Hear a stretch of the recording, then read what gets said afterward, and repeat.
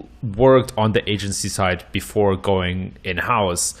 And I would love to approach the conversation from exactly that angle. What is something that you wish you had known before going in-house about that type of environment and about being successful in the enterprise?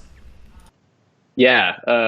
So I very purposely left the agency world because I was kind of sick of inaction. And so I was sick of making, here's our growth plan for 2020 SEO. We're going to do this program. We're going to do this program. We're going to do this program. We're going to make this section of content. We're going to go back through and optimize all title tags for click-through rate. Like the tactical things, and some of these things are like large chunks. Some of these things are like, this is an ongoing thing. This is like, pulling weeds. We want to make sure we stay on this versus like, we're going to go build a new content hub experience or whatever it is. And we put in, especially on the agency side, you kind of over polish that deck and like really, you're presenting it, you fly to another city, you present it, like, here's the plan, you get some feedback, everybody's excited. And then like 11 months later, as you're like getting ready to renew the contract, you're like, you've done 10% of that plan. And I just got so sick of doing that.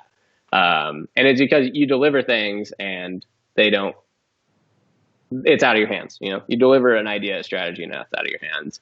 And so one of the like tip for any agency people watching this is make sure that like everything's actionable and that you've carried the deliverable or the whatever project you're working on as far to the finish line as possible. And your job as an agency is to make your in-house contacts' life easier. That's it.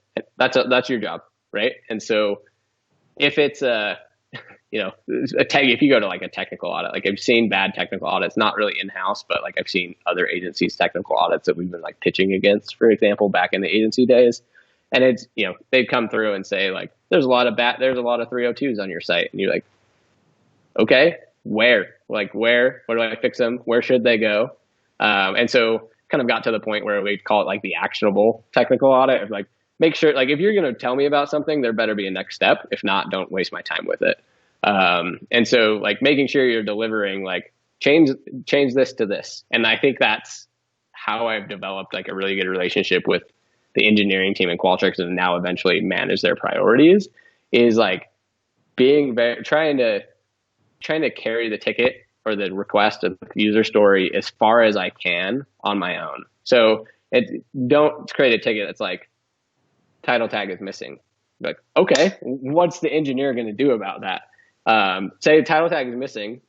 You can change it in this setting of, here, and here's the title tag I want you to do for this pages. Oh, and by the way, let's do this in bulk. So I created an export of URL, the title tag, so you can bulk import all these, whatever it is. And that's just one example, but make sure that you're making their jobs easy. Like don't send a list of 404 errors. Send a list of 404 errors, pages they were found on, what they should update the link to, and where you should 301 that page that's 404. So you did 3 different things that are going to solve the issue. Not like your job isn't to find issues. Your job is to fix issues, or to at least help your like in-house team. And so whether that's your agency working with an in-house SEO contact or a digital marketing generalist, or you're an in-house SEO working with an engineering team, like take things as far as you possibly can and be like, okay, look, I did everything but the copy and paste for you. Now you can knock this out really quick. And so like that's kind of one of my tips that I learned both in-house and agency is like try to take as much ownership for the project as you can, especially on the agency side. You don't get to pick your contacts. Some contacts action things really easily.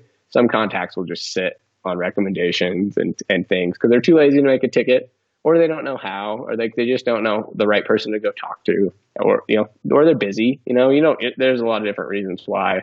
But if you make it real easy and communicate like, hey, I did everything. All you got to do is copy and paste this into Jira and you're done.